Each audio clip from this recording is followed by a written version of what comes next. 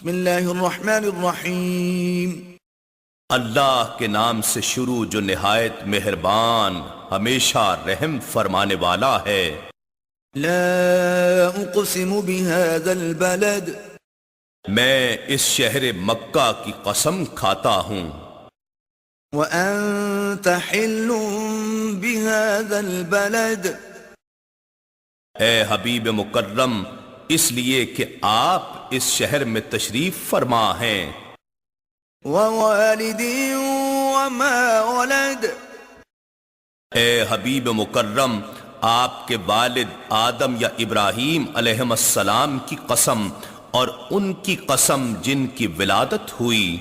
لقد خلقنا الانسان فی کبد، بے شک ہم نے انسان کو مشقت میں مبتلا رہنے والا پیدا کیا ہے۔ ایحسب ان لن یقدر علیہ احد، کیا وہ یہ گمان کرتا ہے کہ اس پر ہرگز کوئی بھی قابو نہ پا سکے گا۔ یقول اہلکت مالا لبدا، وہ بڑے فخر سے کہتا ہے کہ میں نے ڈھیروں مال خرچ کیا ہے۔ ایحسب ان لم یرہ احد، کیا وہ یہ خیال کرتا ہے کہ اسے یہ فضول خرچیاں کرتے ہوئے کسی نے نہیں دیکھا۔ الم نجعل له عینین، کیا ہم نے اس کے لیے دو آنکھیں نہیں بنائیں، ولسانا وشفتین، اور اسے ایک زبان اور دو ہونٹ نہیں دیے، وہدیناہ النجدین، اور ہم نے اسے خیر و شر کے دو نمایاں راستے بھی دکھا دیے۔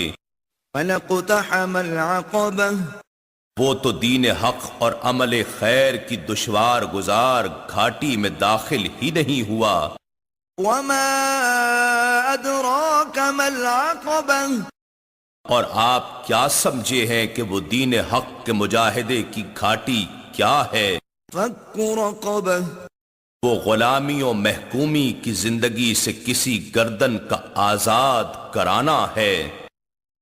او اطعام فی یوم ذی مسغبہ، یا بھوک والے دن یعنی قحط و افلاس کے دور میں غریبوں اور محروم المعیشت لوگوں کو کھانا کھلانا ہے، یعنی ان کے معاشی تعطل اور ابتلا کو ختم کرنے کی جد و جہد کرنا ہے۔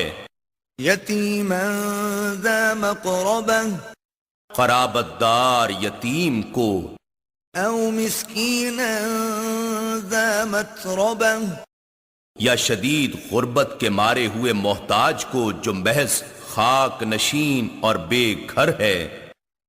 ثم كان من الذين آمنوا وتواصوا بالصبر وتواصوا بالمرحمة، پھر شرط یہ ہے کہ ایسی جد و جہد کرنے والا وہ شخص ان لوگوں میں سے ہو جو ایمان لائے ہیں اور ایک دوسرے کو صبر و تحمل کی نصیحت کرتے ہیں اور باہم رحمت و شفقت کی تاکید کرتے ہیں۔